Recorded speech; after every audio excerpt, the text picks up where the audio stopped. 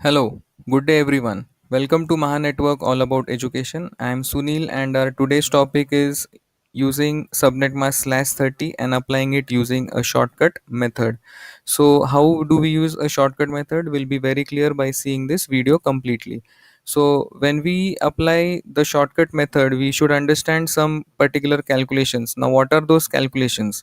Now /30 subnet mask is written over here in binary notation in dotted decimal notation as well. So if you have not seen our subnet mask representations from slash notation to binary notation and dotted decimal notation, you can click on the I button so that it would be easy for you people to understand how do we write subnet mask. Now when we talk about the interesting octet, so there is a logic for identifying the interesting octet. So while identifying the interesting octet, we have to go from left to right in the binary notation of subnet mask, and we have to see such octet in which we find the first zero. So do we have any zero in the first octet? No. Do we have any zero here in the second octet? No. Do we have any zero in the third octet? No. Do we have any zero in the fourth octet? Yes. So I found my first zero in the fourth octet. So that is the reason this particular octet is going to become my interesting octet. So I am finding the zero here, but this entire is a complete octet. So this is my interesting octet. Now this value, that is 6 ones followed by 2 zeros, is equal to 255. So this is a binary value and this is a decimal value. So if this is my interesting octet, then over here this one is also my interesting octet. So what is my interesting octet? I am having fourth as my interesting octet. I hope this is very clear.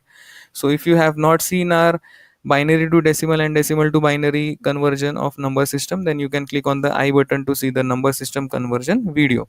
Now we'll go towards the next step. So the next step is identifying the block size. So how do we get the block size? So for the block size identification, we have a formula, and that formula is 256 minus interesting octet. Now since this value is 256 is a decimal number, we should understand that this decimal number can be subtracted using this decimal number. So 256 minus interesting octet value, this is 252. So the answer for that is going to become 256 minus 252 equal to 4. So my block size is 4. I hope this is very clear. And these calculations are done for what subnet mask /30. Now we'll go towards the next step. So when we talk about total number of networks or total number of subnets, we have a formula. The formula is 2 raised to s. So what is s? Then only we are going to get the answer. So we have to understand s is all ones only from interesting octet. So this is very very important. So we are only going to consider ones, but those ones are only going to be considered from interesting octet. So this is my interesting octet and I am only going to consider these ones. So how many ones do I have? 6. So that is the reason s equal to 6. Now the answer for this is 2 raised to 6. So I get the answer as 64. So if I am using a subnet mask of /30, I'm going to get 64 networks or 64 subnets. Now we'll talk about host. So how many usable IPs am I going to get if I am going to use a subnet mask of /30? So the answer is very very simple for this. The formula is 2 raised to h minus 2. So if h is known to us, then we'll understand what is the answer of this formula. So h is what? H is all zeros in my binary notation of subnet mask. So this is my binary notation and we have to consider all the zeros in the subnet mask representation. So how many zeros do I have? 2. So I got the answer of h. So h is equal to 2. So that is the reason the answer which I am going to get is 2 raised to 2. 2 raised to 2 equal to 4, which I have written here, and minus 2. So 2 raised to 2 is 4, minus 2 gives me 2. So how many hosts do I get when I use a subnet mask of /30? I get only 2 hosts. So these calculations are my shortcut calculations. So you can pause the video and do the calculations for subnet mask from /8 to 32. So now in the last video which we saw how do we apply the subnet mask of /30 to the IPv4 address in detail, in depth, in long method. So we'll just cross check whether our shortcut calculation methods and the long cut calculation methods are correct. So for example, this was the table which we had seen in the previous video. and we had represented some network IPs, broadcast IPs, and usable IPs. So this shortcut calculation method that we have done, we will just cross check whether it is matching our long cut method.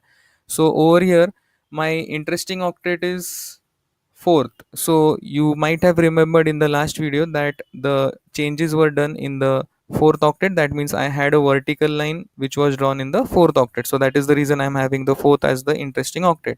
Then the block size, according to our shortcut method, it is 4. And you can see in every block whatever we are having over here, how many IPs we are having? 4 IPs. How many IPs in the next block? Again 4. In the next block again I am having 4 IPs. So what is the block size according to the shortcut method? 4. And according to the long cut method, it is also 4. So this is also cross checked and it is correct. Now how many networks do we have? I got the answer as 64. So in last octet I am having values from 0 to 255. So total values are how much? 256. So in one block if I get 4 IPs, so what is my total count of network? So this is my first network, second network. So I will use a simple formula, and that formula will be 256 divided by how many IPs I am having? 4. So 256 divided by 4 gives me how much answer? 64. So that is the reason I am getting 64 networks when I am using a subnet mask of /30. So this is also cross checked. Now the answer of valid usable host is how much? 2. So are we using only 2 IPv4 usable IPs in a subnet mask of /30? The answer is yes. So you can see these 4 IPs, from which first is network, last is broadcast. And as discussed earlier, I have told you that network IPs and broadcast IPs cannot be used. So we use IP addresses which are in between network and broadcast IPs. So how many IPs do I have which are going to be assigned to any user? Only 2. So that is the reason I am having 2 usable host IP addresses. So our long cut method, that is this one, and our shortcut method is cross checked and it is correct. So I hope you understood this video. So thank you for watching Maha Network all about education. Kindly subscribe our channel, kindly like and share our videos. If you like these contents, keep on watching Maha Network all about education. So this is Sunil signing off. Thank you.